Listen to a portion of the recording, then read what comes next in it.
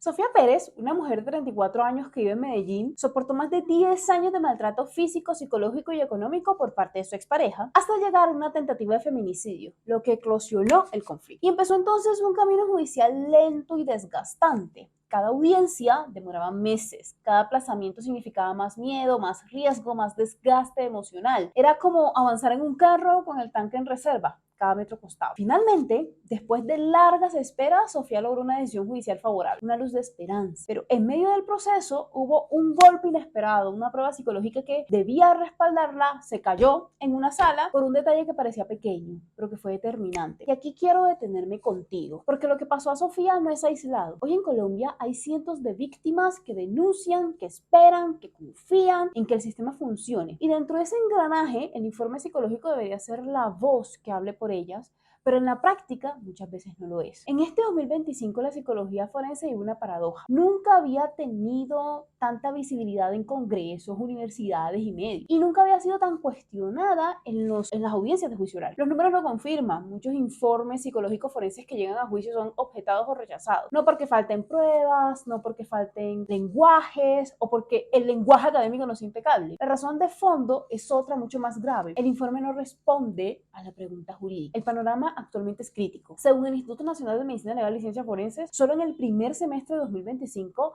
se reportaron más de 107,000 casos de violencia no fatal, de los cuales el 53.4% corresponde a mujeres lesionadas. Y mientras tanto, las instituciones están saturadas, es decir, dictámenes que deberían tardar 2 meses se extienden hasta 6 meses o más. Cada demora empuja a abogados a buscar peritos privados, donde cada palabra puede decidir una medida de protección, como el caso de Sofía, o hasta la custodia de un niño que también se desplegaba. 2, calidad desigual, informes técnicos llenos de muchos tecnicismos que son incomprensibles porque no se traducen al contexto jurídico. Y 3, confusión de roles. Psicólogos formados en psicología clínica redactan objetivos como mejorar la autoestima o disminuir la ansiedad, pero en juicio no sirve porque no responde a la pregunta que se hace a la administración de justicia. En el sistema judicial, si bien el proceso clínico es importante, se espera además de dar cuenta de la consecuencia en salud mental, probar que esa consecuencia se relaciona con lo que ha vivido la víctima. Y ese es justo el lugar de la psicología forense. Y esta presión sigue creciendo. Cada semana entran en aumento los casos de violencia intrafamiliar, casos de delitos sexuales, violencia en el trabajo, violencia basada en género,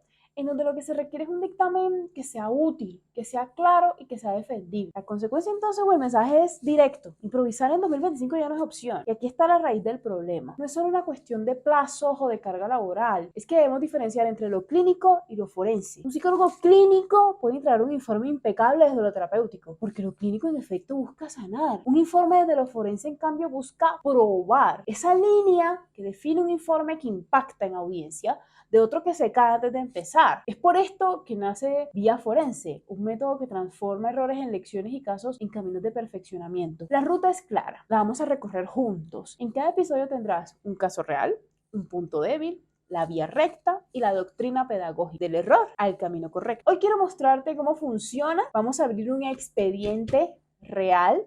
Analizaremos el error que tumbó todo y veremos la corrección que lo habría convertido en una prueba sólida. En psicología forense el error no es el final, el error es el inicio del camino. Quiero que entremos juntos a un expediente real. Para proteger la identidad de la víctima usaremos un nombre ficticio, Sofía Pérez. El tipo de caso es violencia intrafamiliar y se ubica en el escenario de familia y está ubicado en una instancia de juzgado de familia en Medellín. Denunciante, Sofía. Denunciado, por supuesto, su expareja. Durante 10 años, Sofía convivió con un patrón constante de maltrato. Al principio eran comentarios hirientes, no sirves para nada, eres una carga, eres una buena para nada. Después vinieron los controles económicos. Su pareja administraba todo el dinero, le entregaba efectivo contado y cuestionaba cada gasto. Con el tiempo, la violencia se hizo más visible. Insultos delante de los familiares y amigos, aislamiento forzado, le prohibía salir sola o visitar incluso a su madre, le hacía amenazas directas: si me dejas te quito a los niños, si me dejas te mato. Y el último episodio ocurrió la noche del 13 de diciembre de 2022. Hubo gritos, hubo golpes contra la pared, hubo amenazas explícitas contra ella y contra sus hijos, y finalmente le propinó 20 puñaladas. Lo que por supuesto eclosionó el conflicto. La fiscalía solicitó una evaluación psicológica forense. La pregunta jurídica era completamente clara. La sintomatología emocional de Sofía está relacionada causalmente con los episodios de violencia denunciados. El informe debería ayudar al juez a decidir sobre las medidas de protección y conocer dicha sintomatología. El psicólogo entrevistó a Sofía, aplicó pruebas estandarizadas de ansiedad, de autoestima, recopiló antecedentes y redactó un informe de 22 páginas. A simple vista parecía sólido. Había introducción, metodologías, resultados, conclusiones, pero había un detalle que lo cambiaba todo. En el apartado de objetivos se escribió disminuir la ansiedad y mejorar la autoestima de la víctima. El día de la audiencia de juicio oral, el abogado de Sofía presentó el informe y al llegar a la refutación, la contraparte fue categórica y dijo: este documento no responde a una pregunta jurídica. Este documento no dice cuáles son esos nexos causales. De manera coloquial, tumbaron el informe. Sofía entonces quedó sin el soporte probatorio que esperaba. Su abogado tuvo que solicitar un nuevo dictamen sabiendo que el tiempo corría en contra. Y por supuesto la credibilidad del perito quedó en entredicho. Como este, ocurre en muchos casos en Colombia. El problema no está en la ausencia de pruebas psicológicas. Es por lo técnico como lo es redactar un objetivo clínico en un contexto jurídico forense. El contexto clínico está orientado a la evaluación psicológica forense, a hacer intervenciones, a hacer evaluaciones psicológicas en el contexto clínico, de modo y manera que yo pueda desplegar un plan psicoterapéutico. Por su parte, en el contexto forense, la evaluación psicológica forense está diseñada para responder a la pregunta que se hace la Administración de Justicia. Pruebas, con gráficas, con conclusiones, que a primera vista parecía sólido, pero todo se derrumbó por un objetivo clínico. En el apartado de objetivos, el perito escribió disminuir la ansiedad y mejorar la autoestima de la víctima. Ese fue el punto débil. Aquí quiero detenerme contigo, porque la falla no estuvo en la entrevista, la falla no estuvo en la aplicación de pruebas, la falla no estuvo en la interpretación, ni siquiera en los datos que se obtuvieron tras la aplicación. La falla estuvo en la manera de plantear el objetivo. ¿Y esto por qué es tan grave? Porque este es un objetivo clínico, no forense. En terapia tiene todo el sentido de escribir objetivos como trabajar en la autoestima, disminuir los niveles de ansiedad, favorecer la adaptación emocional, disminuir la sintomatología clínica asociada a trastorno por estrés postraumático. Pero en un proceso judicial esos enunciados son irrelevantes, no responden a la pregunta jurídica, no producen prueba. Lo que se necesita es un dictamen que determine si la sintomatología de la víctima guarda relación causal con los episodios de violencia denunciados. Ese es el núcleo del error. Redactar objetivos clínicos en un escenario judicial no es prudente porque el fin no es interventivo. Y en 2025, todas las semanas en Medellín, Bogotá, Cali, Pasto, Barranquilla y muchas otras ciudades, psicólogos con sólida formación clínica, acostumbrados a pensar y a desplegar sus evaluaciones hacia procesos terapéuticos, redactan informes con objetivos de intervención en lugar de aquellos que puedan desplegar todo el proceso de evaluación para responder a la pregunta jurídica. Y aquí está lo más doloroso. Un solo punto débil puede tumbar un informe por completo.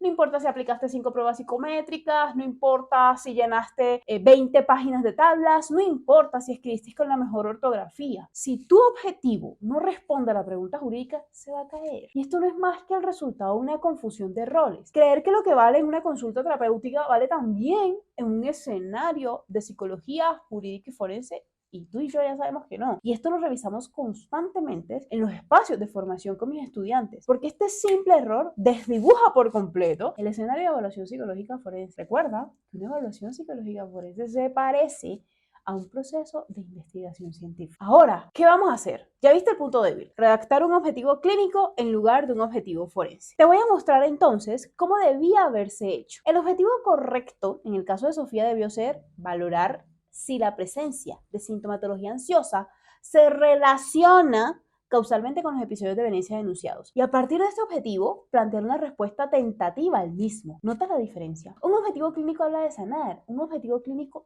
forense, por su parte, habla de probar. Esa diferencia cambia todo el proceso. Con una sola línea bien redactada, el informe deja de ser un plan terapéutico y se convierte en un dictamen pericial. Esa fase, ese objetivo delimita la pregunta jurídica, orienta a que tú selecciones pruebas y da sentido a la entrevista, obliga a que tú interpretes resultados de modo que sean de acervo probatorio y prepara al perito para sustentar bajo contrainterrogatorio. Por ejemplo, imagínate que aplicaste un test de ansiedad a la víctima y encuentras niveles elevados. Con un objetivo clínico, tú podrías decir, es necesario trabajar estrategias de manejo de ansiedad. El objetivo forense cambia la lectura. Los niveles elevados de ansiedad se pueden relacionar con los episodios de violencia denunciados o determinar si los niveles de ansiedad se relacionan con los episodios de violencia denunciados. Lo primero sirve para diseñar una terapia. Lo segundo sirve como prueba en un juicio. Ese es el corazón de Vía Forense. Pasar del lenguaje clínico a un lenguaje jurídico probatorio. Cuando redactas así, tu informe se blinda y lo que antes era un documento débil, ahora se convierte en una prueba sólida. Este ajuste no es un simple tecnicismo, es lo que marca la diferencia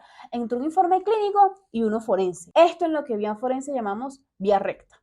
El camino correcto, lo que te va a llevar a que dejes de plantear objetivos clínicos en escenarios forenses y que esos objetivos que plantees en efecto se relacionen con las hipótesis forenses. Y eso, por supuesto, lo vamos a ver en nuestro segundo capítulo. Quiero que pienses un momento en lo que ocurre cuando un informe psicológico forense es rechazado en escenarios de juicio oral. No es solo un error técnico, no es solo un documento que se archiva. Cuando un informe se cae, lo que realmente queda sin respaldo es la víctima. Sofía denunció para protegerse, confió en que la psicología podría encontrar palabras y en pruebas lo que había vivido, pero una redacción equivocada, un solo objetivo mal planteado, la dejó por un instante sin el soporte que esperaba frente al juez. En ese momento, su voz no tuvo eco en el documento que debía sostener. Y esto no es un hecho aislado. Cada semana en audiencias de penal, familia, en Colombia pasa lo mismo. Un informe se presenta, se encuentran errores en formulación y el dictamen se refuta. El resultado, la víctima queda expuesta, el abogado pierde fuerza probatoria, el perito ve cuestionada su credibilidad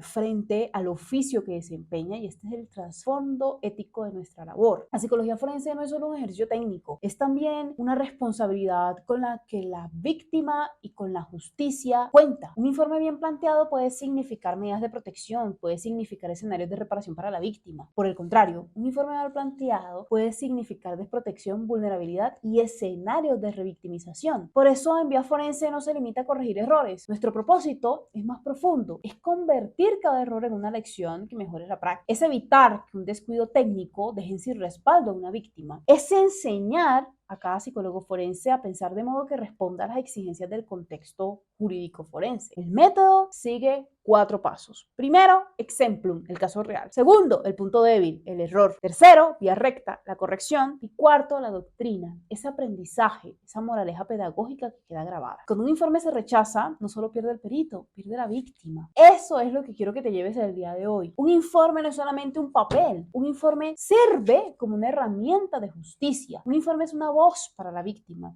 Y es muchas veces la pieza que inclina la balanza en el tribunal. Por eso, cada línea que escribimos importa.